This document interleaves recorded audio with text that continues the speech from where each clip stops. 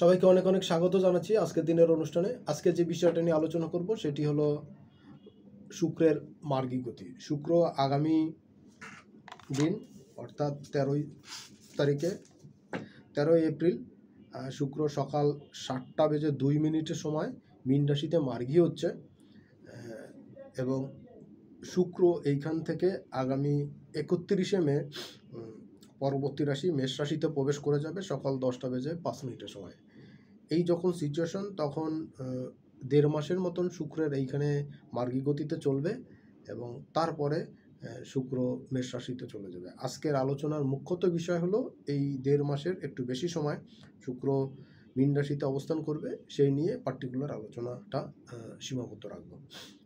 তাহলে আলোচনাটা শুরু করছি। তার আগে ছোট্ট একটা রিকোয়েস্ট করতে চাই, যারা আজকের দিনে প্রথম দেখছেন বা চ্যানেলটি এখনও সাবস্ক্রাইব করেনি অবশ্যই করবেন, আর সঙ্গে সঙ্গে বেল বাটনটি অন করে রাখবেন, কারণ আমি যখনই কোনো নতুন ভিডিও আপলোড করব তার নোটিফিকেশন সবার আগে আপনার কাছে পৌঁছে যাবে, আর এর মাধ্যমে আপনার সঙ্গে আমার সম্পর্কটাও কিন্তু দীর্ঘস্থায়ী হবে। তাহলে চলুন কথা না বাড়িয়ে কাজের কাজ করা যাক। দেখুন, শুক্র এইখানে যখন বক্রি হয় তখন শুক্র যখন বক্রি হচ্ছিল তখন শুক্র অবস্থান করেছিল গত 2রা মার্চ শুক্র মীন রাশিতে বক্রি হয় এবং 16:43 রেবতী নক্ষত্রের প্রথম পায়ে গিয়ে বক্রি হয় এবং শুক্র যখন মীন রাশিতে ফার্স্টলি প্রবেশ করে সেটা হলো 27 জানুয়ারি শুক্র মীন রাশিতে প্রবেশ করে সকাল 6:45 সময়। তাহলে হিসাব করে দেখেন শুক্র এখানে 27 জানুয়ারি থেকে অবস্থান করে আসে মীন রাশিতে এবং তার তুঙ্গ ঘর এবং সেইখানে 31 মে পর্যন্ত অবস্থান করে থাকছে। তার মানে এখানে 4 মাসেরও কিছু বেশি সময় কিন্তু শুক্র এখানে অবস্থান করছে সব মিলে।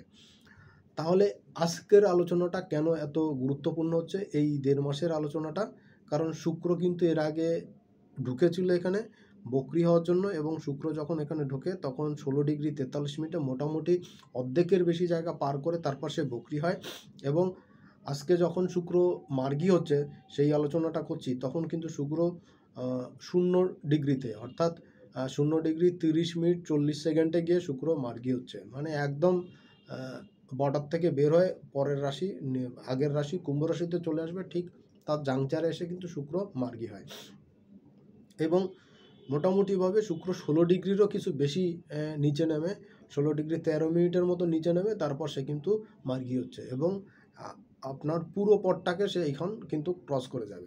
তাহলে শুক্র কিন্তু এখানে আবার কিন্তু শুরু থেকে শেষ করছে। প্রথমে হাফ ক্রিজ পার হয়ে যায়, অর্ধেক সময়টা সে পার করে 16°43', 17 ডিগ্রির কাছাকাছি গিয়ে 13 ডিগ্রি বাকি থাকতে কিন্তু সে বক্রি হয়, আবার সে 0 ডিগ্রিতে মানে 1 ডিগ্রিরও কম সেই সময় গিয়ে সে মার্গে আবার কিন্তু সে বাকি 29.5 ডিগ্রি কিন্তু সে এখন ক্রস করে মীন রাশিতে ত্যাগ করে সে মেষ রাশিতে যাবে। এই যে সময়টা শুক্রর জন্য কিন্তু অনেকটা পজিটিভ এবং এনার্জেটিক। তাহলে কি ফল দিতে যাচ্ছে? শুক্র যখন এখানে প্রবেশ করছে তখন কিন্তু শুক্র থাকছে মীন রাশিতে এবং তার কিছু পরেই কিন্তু সকালবেলায় কিন্তু সূর্যদেবও মীন রাশি ত্যাগ করে চলে যাবে। এইখানে যখন শুক্র থাকছে তখন কিন্তু শুক্রের সঙ্গে অবস্থান করে থাকবে এখানে নেপচুনের অবস্থান থাকবে, মীন রাশিতে কিন্তু নেপচুন থাকবে। আর সেই সঙ্গে কিন্তু এইখানে শুক্র যখন গোচর করছে মার্গী গোচর হচ্ছে মীন রাশিতে তখন শনিদেব এখানে প্রবেশ করে যাচ্ছে। এর আগের বার যখন শুক্র প্রবেশ করে তখন কিন্তু শনিদেব ছিল কুম্ভ রাশিতে, এখন সেই শনি কিন্তু কুম্ভ রাশিতে ত্যাগ করে মীন রাশিতে আছে 1°47'22" সময় শনি অতিচার গতিতে চলছে। রবি থাকছে 29°14', মানে রবিও কিন্তু এখান থেকে বের হয়ে যাবে তেমন একটা অবস্থায়। মঙ্গল আগের বার ছিল মিথুন রাশিতে বক্রি অবস্থায়, এখন কিন্তু মঙ্গল কর্কটে আসে এবং 3°49'। চন্দ্র কেতু একসঙ্গে কন্যা রাশিতে থাকছে, কেতু থাকছে কন্যা রাশিতে 3°13', আর চন্দ্র থাকছে 29°32' চিত্রা নক্ষত্রের দ্বিতীয় পায়, মানে চন্দ্র কিন্তু বের হয়ে যাওয়ার সেই সময় আসে।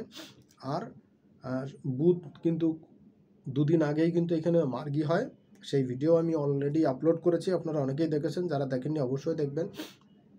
তো দেখুন, এতদিন কিন্তু বুধ শুক্র এখানে ছিল একই সঙ্গে, তারা কিন্তু সেই লক্ষ্মীনারায়ণ যোগের ফলটা কিন্তু প্রদান করেনি। এখন কিন্তু লক্ষ্মীনারায়ণ যোগের ফলটা কিন্তু প্রদান করবে, কারণ বুধ যখন এখানে শুক্র যখন মার্গী হচ্ছে 1 ডিগ্রির কম সময়ে 30 মিনিটের সময়, তখন কিন্তু বুধ ইতিমধ্যে গতি নেওয়া শুরু করেছে। বুধ কিন্তু 4 ডিগ্রি 2 মিনিটে আছে এবং বুধ কিন্তু এখানে 1 ডিগ্রির 1.5 ডিগ্রির মতন থাকাকালীন সময় 1.32 মিনিটের সময় কিন্তু বুধ এখানে মার্গী হয়। তো এখন কিন্তু বুধ গতি নেওয়া শুরু করেছে, শুক্রও কিন্তু আস্তে আস্তে গতি নেবে, কিন্তু শুক্র কিন্তু আস্তে আস্তে এখান থেকে বের হবে। তো এই সময় কিন্তু অনেকগুলো মহাজাগতিক ঘটনা ঘটতে যাচ্ছে। 31শে মার্চ মে যখন শুক্র মীন রাশি ত্যাগ করে মেষ রাশিতে যাবে, তার আগেই কিন্তু রাহু এবং কেতু কিন্তু রাশি চেঞ্জ করে ফেলবে। 29 তারিখে রাহু মীন রাশি ত্যাগ করে কুম্ভ রাশিতে চলে যাবে এবং কেতু কিন্তু কন্যা রাশি ত্যাগ করে সিংহ রাশিতে চলে যাবে। আমি চেষ্টা করবো ভিডিওর পরপরই, বৃহস্পতিরও একটা ট্রানজিট আছে, বৃহস্পতি মিথুন থেকে বৃষ থেকে মিথুনে চলে যাবে আগামী 15 তারিখে, সামনের মাসে মে মাসের 15 তারিখে। চেষ্টা করব বৃহস্পতির ভিডিওগুলো দিয়ে দিতে, তারপরে রাহু কেতুর ভিডিও তো দিব, এবং তারা কিন্তু লম্বা সময় থাকছে। সো অনেকগুলো প্যারামিটার, অনেকগুলো ট্রানজিট আছে কাছাকাছি সময়, তো সেই নিয়ে ডিটেলসে আলোচনা করব। তবে দেখুন, শুক্র কিন্তু আগেরবার যখন এখানে ছিল তুঙ্গস্থ অবস্থায় ছিল, প্রবেশ করেছিল, বুধও ছিল, রবি ছিল না, রবি ঢুকলো, বকরি হলো, তারপরে শনি এখানে ঢুকলো, ফলের কিন্তু কিছু তারতম্য ঘটা শুরু করলো। অলরেডি শুক্রর থেকে কিন্তু শনির ডিগ্রিগত অবস্থান বেশি, শনি কিন্তু অতিচার গতিতে চলছে, সে অলরেডি 2 ডিগ্রির কাছাকাছি চলে গেছে, মানে 1 ডিগ্রি 47 মিনিটে, এবং রাহু 3 ডিগ্রি 13 মিনিট আছে। রাহু কিন্তু কমবে, দিন যেতে যাবে রাহু ডিগ্রি কমবে, কিন্তু শুক্র মার্গী হলে শুক্র কিন্তু ক্রস করা শুরু করবে খুব ফাস্ট। তো দেখুন, মোটামুটি 1.5 মাসেরও কিন্তু বেশি সময় শুক্র এখানে থাকছে, এবং একই সময় বুধও কিন্তু এখানে থাকছে। বুধ কিন্তু সামনের মাসেই ট্রানজিট করে যাবে, মীন রাশি থেকে মেষ রাশিতে চলে যাবে। বুধ কিন্তু চলে যাবে 7 তারিখে, মে মাসের 7 তারিখে, আর শুক্র যাচ্ছে 31 তারিখে। মানে শুক্র কিন্তু পুরো বেশি সময়টা থাকছে। তার মানে এই 7ই মে পর্যন্ত কিন্তু এই বুধ শুক্রের লক্ষ্মীনারায়ণ যোগটা কিন্তু থাকছে, সেই সময় পর্যন্ত কিন্তু সুপার ফল আপনারা পেতে যাচ্ছেন। তো দেখুন, শুক্র তুঙ্গস্থ হচ্ছে, শুক্রের ক্যারেক্টার কি, শুক্র মানুষকে জীবনে কি প্রদান করছে, সুখ, শান্তি, লাক্সারি, ল্যাভিশনেস, এগুলো প্রদান করছে। মানিটারি খরচা করার একটা ব্যাপার এটা কিন্তু থাকছে। আবার কিন্তু বাংলা পয়লা বৈশাখও শুরু হচ্ছে 13 তারিখের পরে 14 তারিখে গিয়ে, সূর্য প্রবেশ করার সঙ্গে সঙ্গে। এই সময় দেখবেন মানুষের মধ্যে কিন্তু অনেক টাকা পয়সা খরচা করার একটা ব্যাপার কিন্তু দেখবেন, শো আপের একটা ব্যাপার কিন্তু এই সময় দেখতে পাবেন। মেলদের ফিমেল উভয়ের ক্ষেত্রে কিন্তু সাজ ঠাট বাটের একটা ব্যাপার আপনারা দেখতে পাবেন, পুরো জায়গাটাই কিন্তু এই সময় থাকবে। এই সময় আরও কি হচ্ছে, রাহু শুক্র শনির যোগ হচ্ছে, এই সময় কিন্তু ভায়োলেন্স কিছু হওয়ার সুযোগ তৈরি হবে। তো সেইটা কিন্তু শনি থাকাতে কিন্তু সেটা কম হবে, এবং মঙ্গল কিন্তু কর্কটে থাকবে নিচস্থ অবস্থায়, মীন রাশির পঞ্চম ঘরে। তো মঙ্গল কিন্তু অনেকটা গাইড করবে, কারণ মঙ্গল 9 হাউসে থাকছে শুক্রের এই অবস্থান, শনি মঙ্গলে।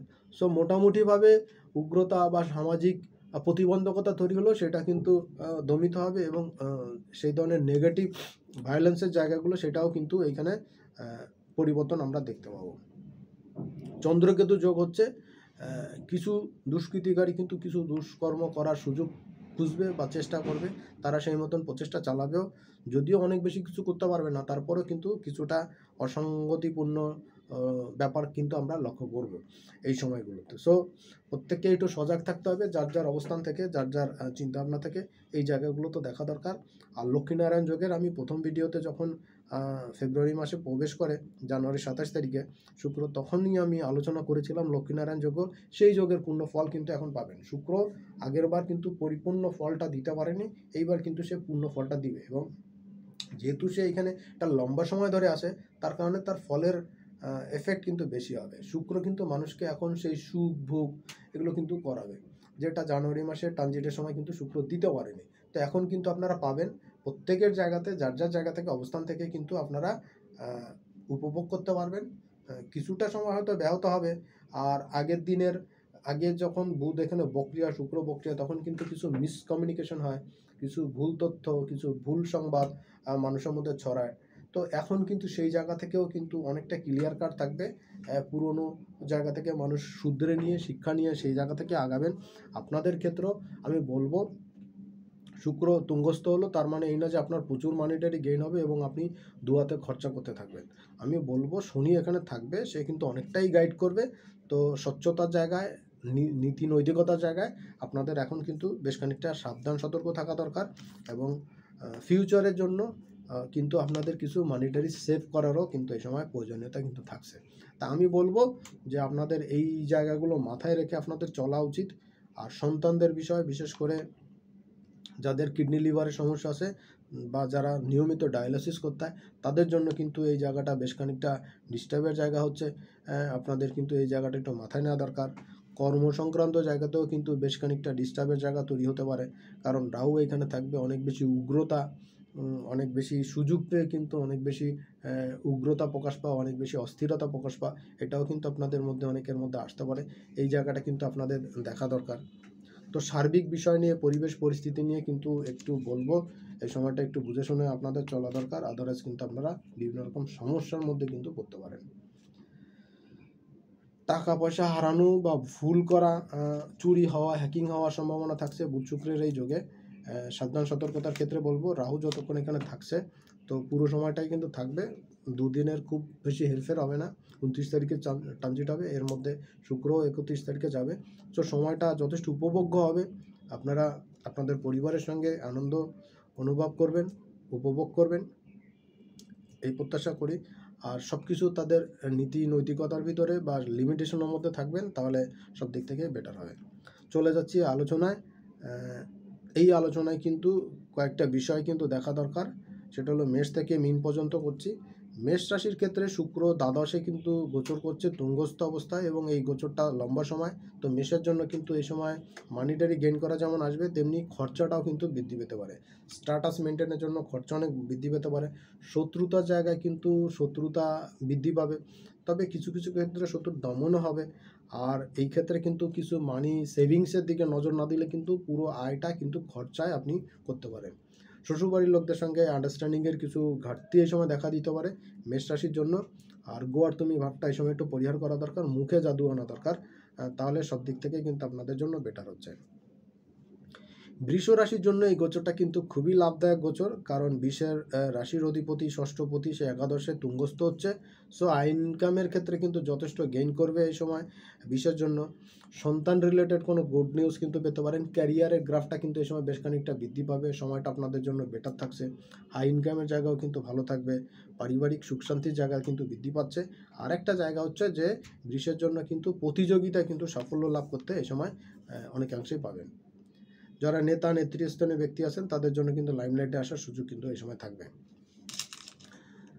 মিথুন রাশি লগ্নের জন্য কি হচ্ছে? মিথুন রাশি লগ্নের জন্য কিন্তু এই গোচরটা খুব গুরুত্বপূর্ণ, কারণ আপনার পঞ্চমপতি দ্বাদশপতি দশমে তুঙ্গস্থ হচ্ছে, তার চতুর্থে পূর্ণ দৃষ্টি থাকছে। তা কমিউনিকেশনের জায়গাতে বন্ধুস্থানীয় ব্যক্তির তরফ থেকে পূর্ণ সাহায্য সহযোগিতা পাবেন, লাইফ পার্টনারের তরফ থেকে পূর্ণ সাহায্য সহযোগিতা পাবেন। এ সময় সোর্স অফ ইনকামের ক্ষেত্রে কিন্তু ডেভেলপমেন্ট আসবে।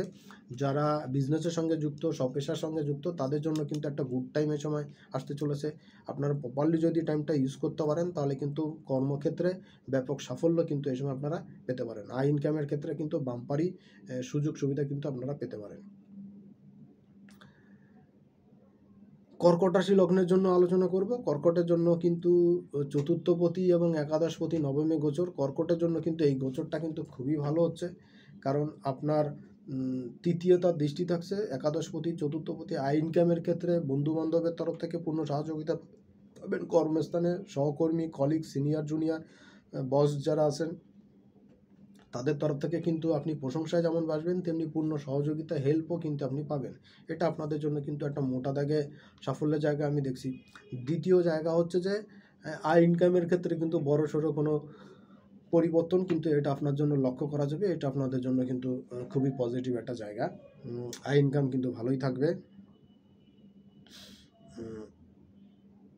কর্কটের জন্য যারা ফরেন কারেন্সির মাধ্যমে ইনকাম করেন বা যারা সোশ্যাল প্ল্যাটফর্মে কাজ করছেন, কোনো সামাজিক কর্মের সঙ্গে যুক্ত, তারা কিন্তু লাইমলাইটে আসবেন, মানিটারি গেইন হবে। সিংহ রাশি লগ্নের জন্য কিন্তু এই গোচরটা তৃতীয়পতি দশমপতি অষ্টমে গোচর। ফাটকা আয় যেমন আসতে পারে, তেমনি ফাটকা খরচও হতে পারে। ফাটকা কাজে ইনভেস্ট করলে কিন্তু লস হওয়ার সম্ভাবনা খুব বেশি থাকবে, এটা একটু বুঝে শুনে চলার চেষ্টা করবেন। দ্বিতীয়ত হলো সেভিংসের জায়গাটা কিন্তু এই সময় ভালো হবে, পুরনো পাওনাগন্ডা আদায় হওয়ার সুযোগ আসবে।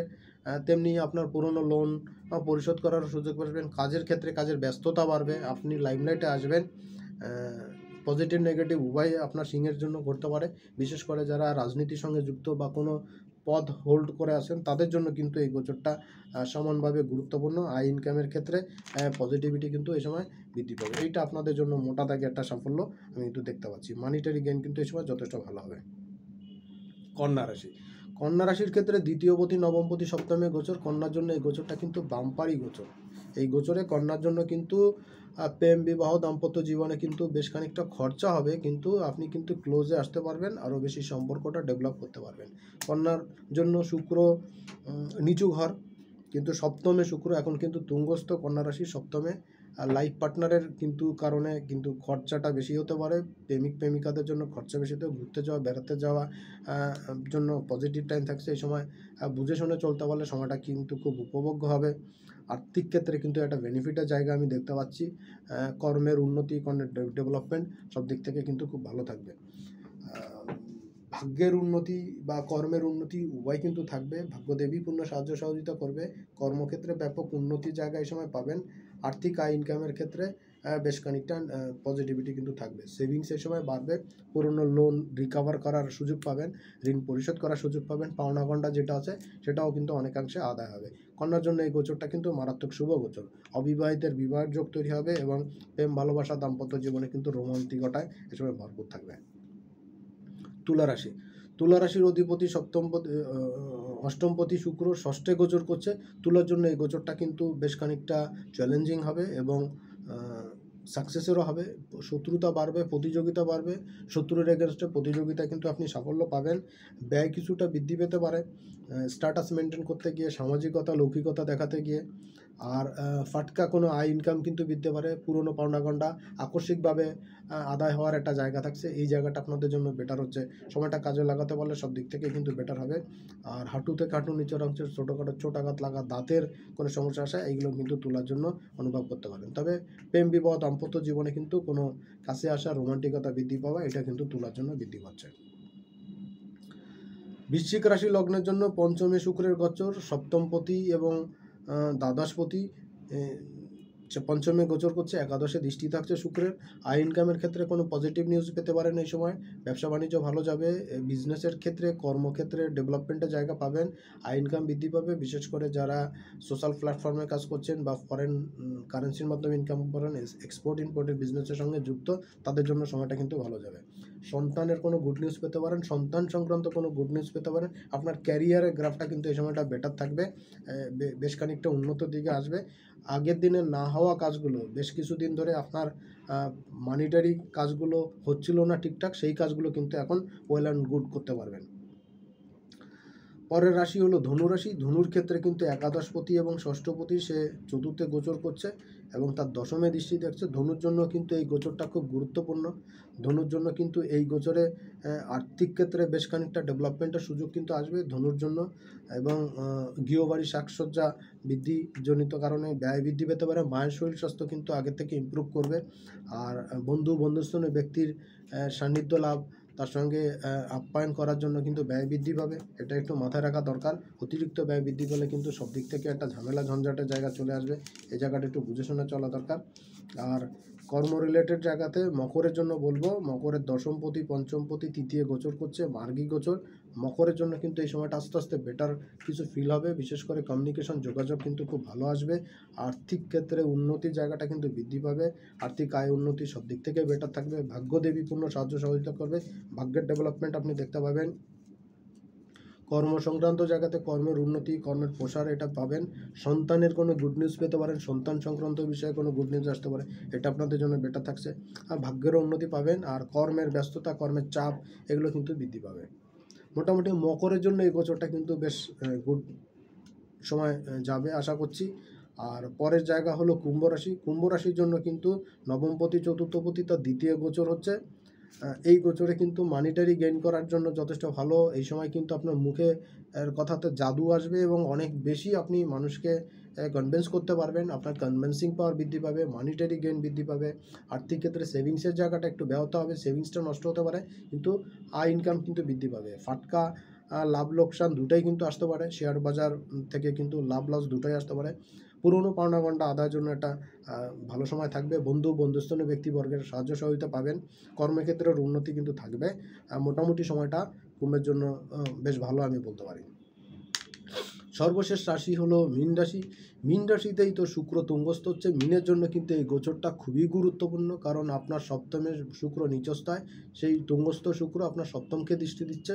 যারা প্রেম ভালোবাসায় জড়িত বা প্রেম ভালোবাসা করতে যাচ্ছেন, প্রেম ভালোবাসা জীবনে আসছে না আসি আসি করে, তাদের জন্য কিন্তু এই সময় নতুন প্রেম ভালোবাসা আসতে পারে। নতুন যারা দাম্পত্য জীবনে প্রবেশ করেছেন তাদের জন্য কিন্তু গুড রোমান্টিক সময় যাবে। বাদবাকিদের জন্য কিন্তু রোমান্টিক সিচুয়েশন থাকবে। কাছে পিঠে ঘুরতে যাওয়া, বেড়াতে যাওয়া মিনের জন্য কিন্তু খুব ভালো হবে। কমিউনিকেশন খুব ভালো হবে। যারা বিজনেস করছেন, স্বপেশা করছেন বা চাকরির সঙ্গে যুক্ত আছেন, তাদের জন্য কিন্তু এই সময়টা নতুন কমিউনিকেশন আসা, নতুন কোনো কাজের ফরম্যাশ আসা, অর্ডার হওয়া, এই জিনিসটা কিন্তু শুক্রের গোচর আপনাকে মারাত্মক শুভফল প্রদান করতে যাচ্ছে। আর হচ্ছে আকস্মিকভাবে কোনো গিফট উপহার উপরকম বা কোনো কাজের অর্ডার হওয়া, এগুলো কিন্তু পাবেন। রোমান্টিকতার জন্য কিন্তু কুম্ভের জন্য, এই মিনের জন্য এই সময়টা খুব ভালো যাচ্ছে। আয় ইনকাম কিন্তু খুব ভালো যাবে। সবাই অনেক অনেক ভালো থাকবেন, সুস্থ থাকবেন। সামনের দিন আবার দেখা হবে, আর যথাসম্ভব শেয়ার করবেন। আজকের মতন এখানেই বিদায় নিচ্ছি, সামনের দিন আবার দেখা হবে।